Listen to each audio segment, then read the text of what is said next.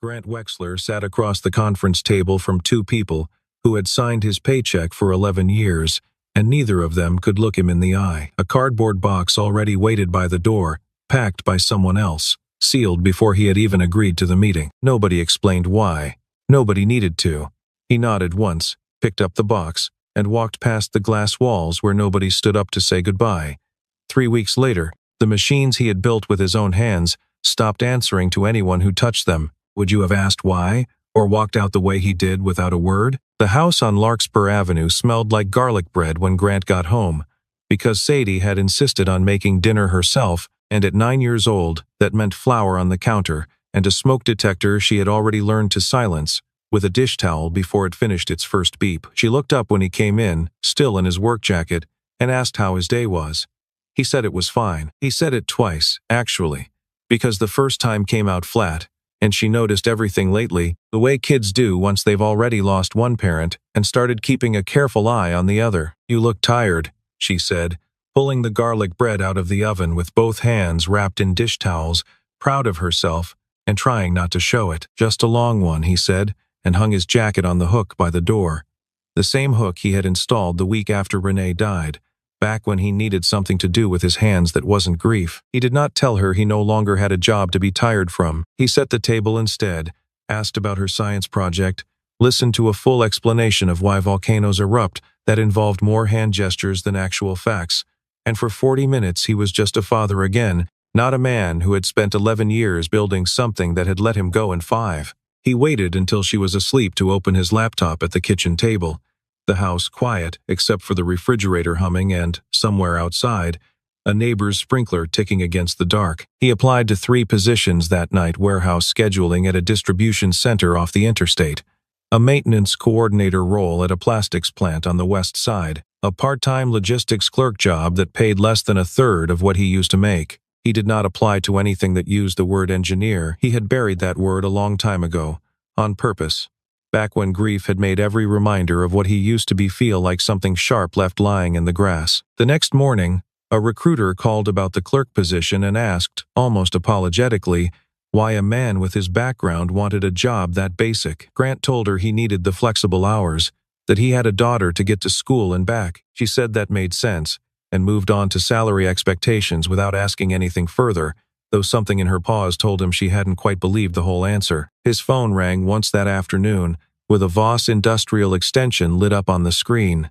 He set it face down on the counter and watched the seconds tick by without picking it up. Whatever they wanted, he was done being available for it on command, the way he had been for 11 years, always the man they called at midnight when something broke that nobody else understood. The interview for the maintenance coordinator role came 2 days later, in a windowless office at the plastics plant and across the table from a hiring manager who kept glancing between Grant's resume and Grant himself like the two didn't quite match. He asked why the gap in senior-level work, why the sudden interest in a role 2 pay grades below anything Grant had held before.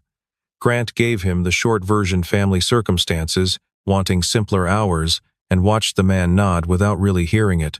Already deciding, Grant could tell, that someone this overqualified wouldn't stay long enough to be worth training. He didn't get a call back. He told himself it didn't matter, that it was one plant among many, and drove home with the radio off the whole way.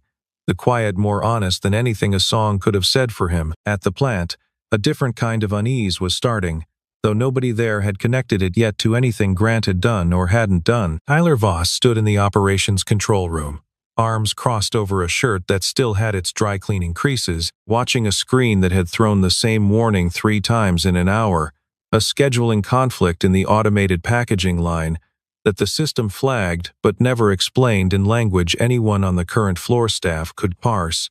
He told the supervisor to reset it. The supervisor reset it. It happened again 40 minutes later, this time pausing an entire conveyor section for 6 minutes before releasing itself. For no reason the diagnostic panel would name. It's a glitch, Tyler said. To no one in particular. The way people say things they have already decided to believe because the alternative requires more effort than they're prepared to spend. Down in IT, Desmond Cruz pulled the maintenance history on the packaging system out of habit more than suspicion. A Friday afternoon task he did every few months to keep the archive clean and found something that stopped him mid-scroll. The core architecture documentation, the actual blueprint of how the automated lines talk to each other, station to station, from sensor to server, was filed under a department code that had not existed in company records for 10 years. The lead signature at the bottom of every design revision read G. Wexler, Systems Architect, not Operations Coordinator, Systems Architect. Desmond sat back in his chair and stared at the screen long enough that his monitor dimmed to its screensaver. He had worked with Grant for 6 years and never once heard him mention designing anything. He had assumed, like everyone else on that floor, that Grant kept the line running because he was careful and reliable and methodical in a way that made people trust him without asking too many questions, not because he had built the entire system from nothing a decade earlier, back when Voss Industrial was half its current size, and desperate enough to let a 28-year-old engineer redesign its whole logistics backbone from the ground up. Somewhere along the way, after his wife died and he asked HR to cut his hours, step back from travel, and take a role that let him be home by 5, his title had quietly downgraded, and nobody had bothered to update what he actually knew how to do. The old department had been folded into a new one during a restructure 2 years later. The architecture files went into an archive nobody read, because nobody remembered they were the instructions to the machine that was still, every day, running exactly as designed. Grant became, on paper, a man who kept schedules, not the man who had written the language the schedules were written in. Desmond thought about saying something to Margot. Then he thought about his own mortgage, his own 2 kids in braces, and the fact that Tyler Voss was the chairman's son standing 2 floors up with the authority to make anyone's job disappear the way Grant's had. He closed the file instead, and told himself he would bring it up if things got worse.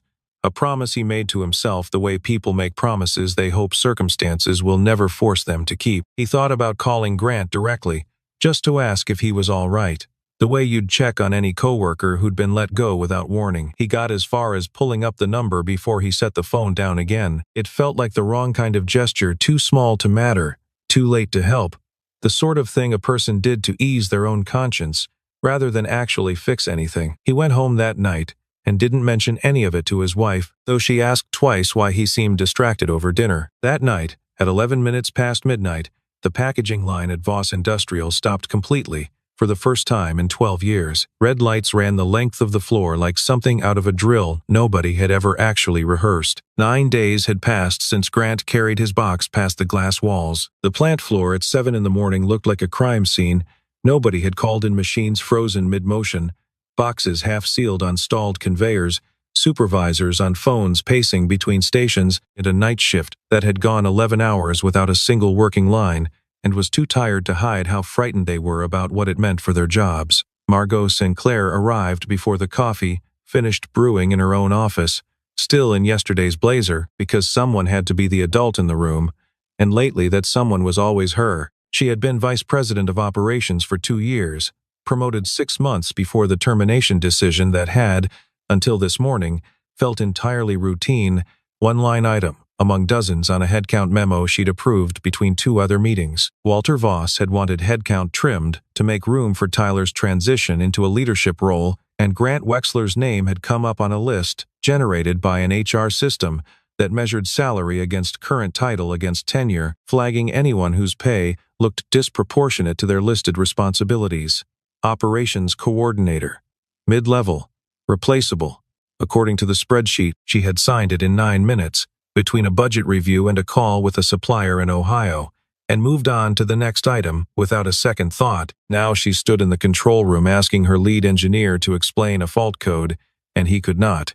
Nobody could. The system had been built by someone who documented almost nothing outside his own head, which had seemed like an acceptable risk to live with when that person was still on the payroll, still 1 phone call away from fixing whatever went wrong at 3 in the morning. Pull his personnel file, she said, low enough that only the engineer beside her heard it. Wexler, I want to know what he actually did here, not what the org chart says he did. What came back an hour later was thin. A title, a start date 11 years old, a brief note about a voluntary schedule reduction 4 years earlier, no explanation attached, no cross-reference to anything technical, nothing about architecture, nothing about design, nothing that would have told her, in the 9 minutes she'd had to sign his termination, that she was cutting the one person who understood the plant's entire nervous system. Tyler leaned against the doorway, unbothered, coffee in hand. It's an old system. Old systems fail eventually. We'll patch it and move on. You've said that for 2 days, Margot said. It hasn't been patched. We've lost 11 hours of production and we don't even know what's actually broken. She did not raise her voice. She had learned a long time ago that the moment you raised your voice in that building, people stopped listening to what you were saying and started watching how you were saying it, filing it away as something to bring up later. In a room she wasn't in, but something in her chest had gone tight and cold. The particular feeling of realizing a decision you made without enough information was about to cost more than you understood at the time you made it. That evening, alone in her office, long after everyone else had gone home, she read the fault logs again, page by page, looking for anything that made sense of what had happened. Buried 3 pages down, an internal reference to legacy documentation, filed under a department code she didn't recognize and couldn't find in the current directory. She wrote it down on a sticky note and pressed it to the edge of her monitor. She would ask Desmond about it in the morning. Desmond gave her half an answer over coffee in the break room, his eyes not quite meeting hers. Old team, he said. Restructured years ago. Records probably archived somewhere in cold storage. Could take weeks to dig up properly. He did not say Grant's name, and she did not push, though something in the careful way he avoided it told her the answer mattered more than he was letting on, and that he knew more than a systems administrator usually would about a file from 10 years back. She found the address herself that afternoon, through an old vendor contact list that still had it listed under supplier coordination from a project years earlier. She drove out to Larkspur Avenue on a Saturday afternoon and parked across the street, engine off, telling herself she was just confirming the address, that she had no intention of getting out of the car. Through the front window and out into the side yard, she could see him kneeling in the dirt beside a girl who had to be his daughter, the two of them planting something small along the fence line, his hands guiding hers around a trowel, patient, in a way that had nothing performed about it. He laughed at something the girl said, an easy laugh, unguarded, nothing like the tight professional voice she remembered from the handful of meetings they'd shared over the years, the voice of a man who kept his head down and did his job without complaint. She did not get out of the car. She sat there long enough to feel foolish about it, watching a stranger's ordinary Saturday like it was something she had no right to witness, then drove home and mailed a business card instead. No note, just her name, and a direct number, dropped through the slot in his mailbox 2 days later, like something she could pretend was an accident if anyone asked. Grant found the card on a Tuesday, turning it over twice before he understood what it was. Margot Sinclair, Vice President of Operations, Voss Industrial. He knew the name. He had seen it printed under a signature on the termination letter, a signature that hadn't even looked rushed, hadn't looked like anything but routine. He set it in the kitchen drawer, with the spare batteries and the takeout menus, and did not call. 3 days later she came in person, standing on his porch in a coat that cost more than his monthly car payment, looking less certain of herself than he had ever seen a Voss executive look in 11 years of meetings. I should have called first, she said. You could have called at all, he said. You had my number for 11 years. Nobody used it when it mattered. She didn't flinch, which he respected a little, even angry as he was standing there with the screen door still propped against his shoulder. I'm not here to apologize for the meeting, she said. I mean, I am, but that's not why I drove out here. We have a serious problem at the plant, and I think you're the only person who can explain what's actually wrong with it. You fired the only person who could explain it. I know. Then you understand why I'm not interested. She held his eyes for a moment, then nodded, accepting it the way someone accepts a verdict they expected but had hoped, for a moment, to talk their way out of. I'd pay you directly, not through the company. A consulting rate, your terms, nothing on paper that ties you back to them if you don't want it to be tied back to them at all. Grant looked past her toward the street, where Sadie's bike lay tipped over in the grass, one wheel still turning slowly from where she'd dropped it, running inside to see who was at the door. It's not about the money, he said. I don't want my daughter watching her father get called back the second they need something from him.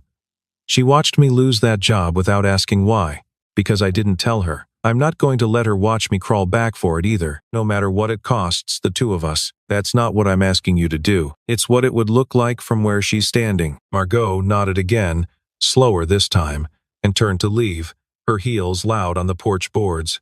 At the bottom of the steps, she stopped, one hand on the railing. For what it's worth, she said, not turning around at first. I didn't know who you were when I signed it.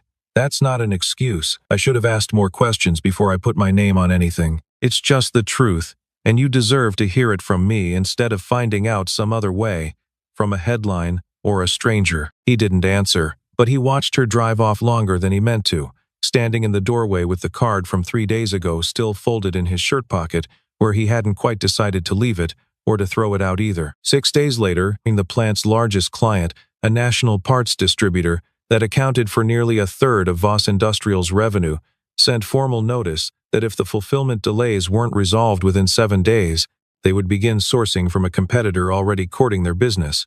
16 days had passed since Grant walked out the door with his box. The countdown that mattered now wasn't the one on the break room calendar.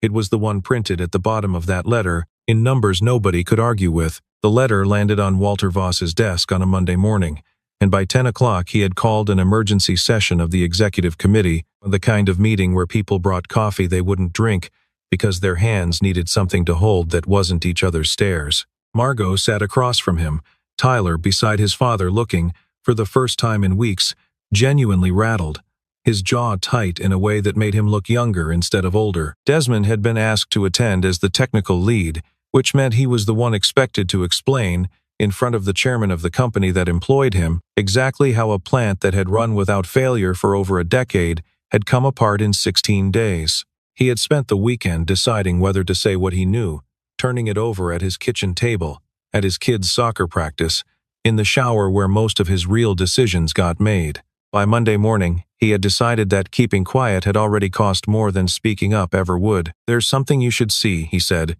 and opened his laptop to an email dated 4 days before Grant's termination. He read it aloud rather than paraphrase it, because paraphrasing gave people room to soften what it said, and he wasn't interested in giving anyone that room anymore. In it, Grant had flagged, in plain and specific language, that any personnel change to the operations coordinator role would require a minimum 90-day technical handoff given the undocumented nature of the system's architecture tied to that position. He had sent it to Tyler directly, copying no one else, trusting the chain of command the way people do before they learn not to trust it at all. Tyler had never forwarded it. It had sat in his inbox, read and unanswered, for 4 days, until the meeting that ended Grant's employment made the whole question moot. The room went quiet in a particular way, the quiet of people recalculating who was responsible for what, doing silent math behind still faces. "You had this," Walter said to his son, his voice low in a way that was somehow worse than shouting, "and we cut him anyway." "I didn't think it mattered," Tyler said, and even he seemed to hear how thin it sounded the second it left his mouth. "It read like someone protecting his own job." "It read like someone doing his job," Margot said. "The job none of the rest of us understood we needed him to keep doing." Walter turned to Desmond. "Why didn't this come to me directly? Why did it take a shutdown for anyone to mention an email like this exists?" Desmond didn't look away, though every instinct told him to. "Because I had a family to think about, and Tyler had your last name," he said. "I'm not proud of that, but you asked. So that's the honest answer. And I'd rather give it to you now than keep pretending I don't know why nobody speaks up in this building, until it's already too late to matter." Nobody in the room disagreed with him, which was its own kind of answer. Walter did not answer either of them right away. He sat very still for a long moment, hands flat on the table, the stillness of a man, watching a decision he'd made in 5 minutes, cost him a company he'd spent 30 years building from a single leased warehouse into something with his name on the front gate. The line failed completely at 2 in the afternoon on a Wednesday, in the middle of the plant's highest volume shift of the month. Every automated station along the packaging floor locked at once, a cascading failure that took down inventory tracking with it, so that for 6 hours Voss Industrial did not know with any confidence what it had shipped, what it hadn't, or what was sitting mislabeled in trucks already on the highway, headed to 3 different states. 21 days had passed since Grant carried a cardboard box past a room full of people who wouldn't meet his eyes. By evening, it was on the local news, a 2-minute segment about a Dayton manufacturer facing a full operational shutdown, stock ticker graphics behind the anchor's shoulder, showing Voss Industrial's share price down 11% since the opening bell. By the next day, 3 board members had called for an emergency shareholder session, the kind that ends careers before lunch. The session was not gentle. A man in his 70s, who had sat on the board since before Walter took over the company, asked, without much patience left in his voice, how a routine personnel decision had been allowed to threaten the company's largest and longest-standing contract. Walter did not defend himself. He had spent 2 days doing the math on what silence had cost him, and there wasn't a version of an answer that made him look better than the simple, unflattering truth. Margot stood before anyone asked her to, smoothing her jacket once, the only visible sign of how much the moment cost her. "I signed the termination," she said. "I want that on the record before anyone else speaks. I made the decision using incomplete information, and I didn't ask enough questions before I made it. That responsibility is mine, not the chairman's, and not IT's." She laid out the email Desmond had found.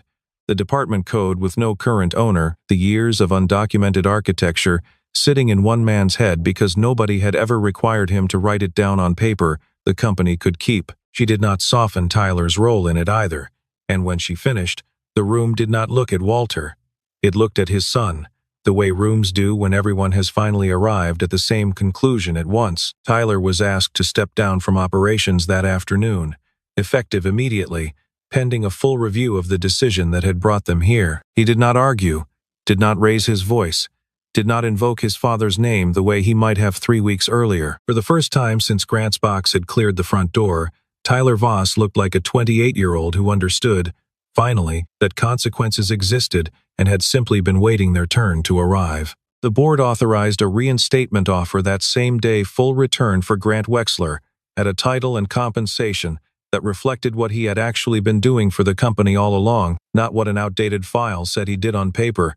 Margot was the one who delivered it, because she asked to be the one, and because she thought he deserved to hear it from the person who had signed the paper that started all of this, not a form letter mailed from Human Resources with his name spelled slightly wrong. She found him in the yard again, this time kneeling beside a young maple sapling instead of Sadie, staking it against the wind that had picked up that week with the change of season. "They want you back," she said, standing at the edge of the yard until he waved her closer. "Full title, full pay, backdated to the day you left, and an apology in writing, if you want it, though I doubt paper means much to you at this point in all this." Grant straightened up, brushing dirt from his knees, taking his time before he answered. "What do you want?" "Not the board. You. I want to stop lying awake wondering how many other decisions I've made the same way. On 9 minutes and half the information," she said. "That's mine to fix, not yours. But I do think the plant needs you. And I think you know it, or you wouldn't still be checking your phone every time it rings, even now." He almost smiled at that, caught out. It's a hard habit to break, apparently. They sat on the porch steps for a while after that, neither of them saying much, the kind of quiet that used to feel awkward between them across a conference table and had started, somewhere in the last 3 weeks, to feel like something else entirely. She asked carefully how his wife had died. He told her quickly, the way people describe things they've had to describe too many times already. An intersection 2 miles from the house, a driver who ran a light on a Tuesday morning, 4 years that felt shorter every year, instead of longer the way everyone promised it would. She didn't offer a rehearsed condolence, didn't reach for his hand, didn't fill the silence with something meant to make herself feel useful. She just sat with it, and that, more than anything she'd said about the job or the board or the apology in writing, was what made him start to believe she might actually be someone worth trusting again. He said he'd think about the offer. He didn't say yes yet, but he didn't say no either. And for Grant Wexler, a man who had spent 4 years saying no to almost everything that asked something of him, that alone was new ground worth standing on. He called 2 nights later, after Sadie was asleep, and told her yes, not because of the backdated pay, not because of the title, but because he'd walked the plant floor in his head 100 times since the collapse hit the news, running through every station, every sensor, every place a stranger's hands might make things worse before they made them better. And he couldn't stand the thought of watching it fail from the outside when he knew exactly how to fix it. Margot didn't say much on the other end of the line. She just told him what time to come in, and thanked him, and meant it in a way that didn't need any more words attached to it. That night, brushing her teeth before bed, Sadie asked him, out of nowhere the way kids do, whether the lady in the nice coat was going to come around more. "Maybe," Grant said, leaning in the bathroom doorway. "Why do you ask?" "She looked at you the way Mom used to look at you in the kitchen photo," Sadie said, matter of fact. and went back to brushing her teeth like she hadn't just said something that stopped her father cold in the doorway, one hand still braced against the frame. He didn't sleep much that night. Not because of worry, because of the opposite, a kind of restlessness he hadn't felt in 4 years and had almost forgotten the shape of. Grant walked back onto the plant floor on a Monday morning 4 weeks after he'd walked off it, and the response was not what he expected. Machine operators who had known him for years stopped what they were doing to shake his hand, some of them holding on a beat longer than a handshake usually calls for. A line supervisor said, half joking and half not, that the place had felt haunted without him, like a ship missing whoever actually knew how the engine worked underneath the deck. Nobody made it a production, they just made it clear, in small ways, an extra cup of coffee left on his desk, a chair already pulled out at the morning meeting, that they'd known who he really was the whole time, even when the company on paper hadn't. He ran diagnostics for 6 hours straight that first day, mapping the failure points against the original architecture in his head because he had never trusted paper enough to write half of it down, and wasn't about to start apologizing for that now. By evening, the packaging line came back online in stages,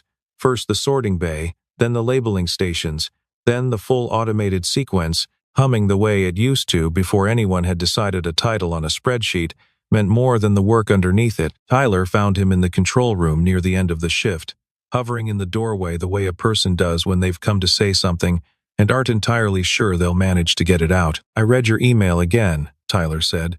"The one I never forwarded. I've read it about 10 times this week." Grant didn't look up from the monitor right away. "And you were right. About all of it." He shifted his weight from one foot to the other.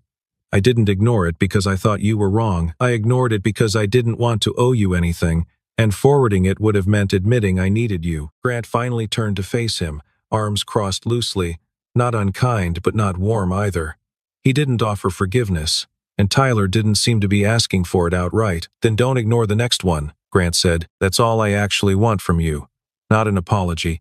Just don't do it again." It wasn't warmth, but it was honest, and Tyler took it, nodding once before he left the room, and something in the set of his shoulders looked, for the first time since Grant had known him, like a man trying to learn something rather than avoid it. Within 2 weeks, the client that had threatened to walk sent formal notice that they were staying, citing the plant's transparency about what had gone wrong and the speed and clarity of what had been done to fix it. The stock recovered most of its losses within the month, climbing back in small, unremarkable increments that made no headlines at all.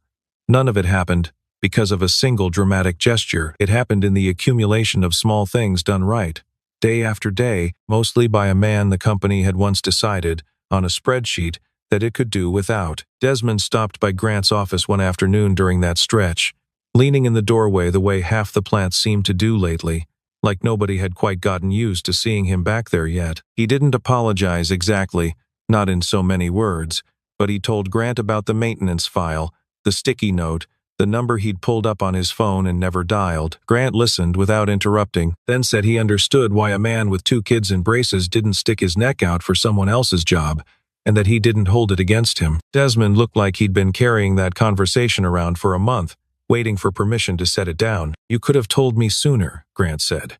"But you told them when it counted. That's the part that mattered." It wasn't absolution, not exactly, but it was enough for both of them to shake hands and mean it. And after that, Desmond made a point of bringing Grant coffee most mornings, an apology delivered 1 cup at a time, instead of all at once. Margot started coming by the control room in the afternoons, ostensibly for updates, though the updates rarely took as long as the visits themselves did. They fell into an easy rhythm. Neither of them announced out loud coffee left on his desk, without a word some mornings. A running joke about the vending machine on the 2nd floor that never had the flavor she wanted, the 2 of them staying past 6 some evenings, not because the work required it, but because neither one was in a hurry to be the one who left first, and made the other one leave too. Neither of them called it anything. It didn't need a name yet, and naming it too soon felt like it might spook something that was still finding its footing. Grant was formally named Chief Systems Architect at the end of that month, a title that finally matched a decade of work nobody had bothered to write down on any org chart. There was a small announcement, a short paragraph in the company newsletter tucked between a safety award and a retirement notice, nothing close to the fanfare the collapse itself had gotten in the local press 3 weeks earlier. He didn't want fanfare. He wanted his name on the door to mean what it should have meant all along.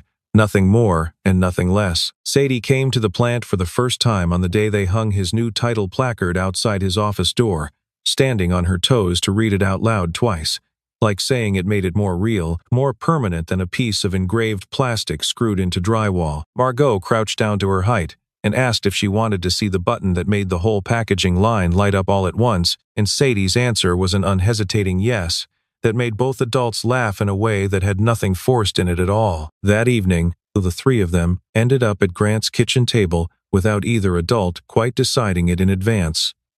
Margot staying for dinner because Sadie had insisted on setting a third place at the table without asking anyone first, then staying for the dishes because it felt strange to leave in the middle of them, then staying long after the dishes were done and dried and put away because nobody had said out loud that it was time to go. Later, after Sadie had fallen asleep on the couch halfway through a movie neither adult was really watching, Grant carried her to bed while Margot waited on the porch, arms wrapped around her knees against the cool evening air. He came back out and sat beside her on the steps, close enough that their shoulders nearly touched, close enough that neither of them moved away to fix the distance. "I keep waiting for this to feel complicated," she said, looking out at the dark street instead of at him. "It doesn't. Not the way I expected it to." "Give it time," Grant said.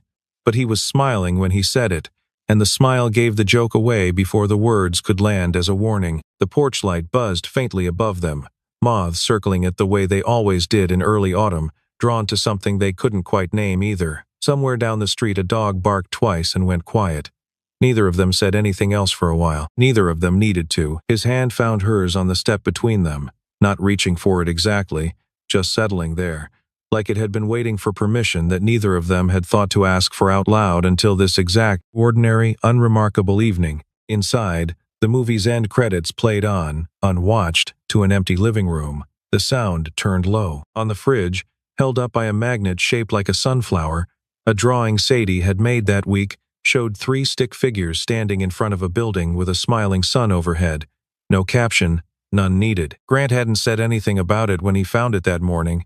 He just left it exactly where she'd put it. Out on the steps, the conversation had wandered, the way conversations do late in the evening between two people no longer measuring their words. Margot talked about growing up 2 states over, a father who ran a hardware store and taught her to read a blueprint before she could read a novel, which was maybe why she'd ended up spending her life around plants and floors and machines instead of anywhere quieter. Grant talked about Renee, a little more this time than he had on the porch weeks earlier, about the two of them driving out to look at this exact house before they could really afford it, about how she'd stood in the empty living room and said it needed a family loud enough to fill it. He hadn't said her name out loud that many times in the last 4 years combined. She'd have liked this place better with people in it, he said. "It sounds like it has some now," Margot said, and didn't take it back, and he didn't ask her to. Neither of them had been looking, and that was exactly why they found it.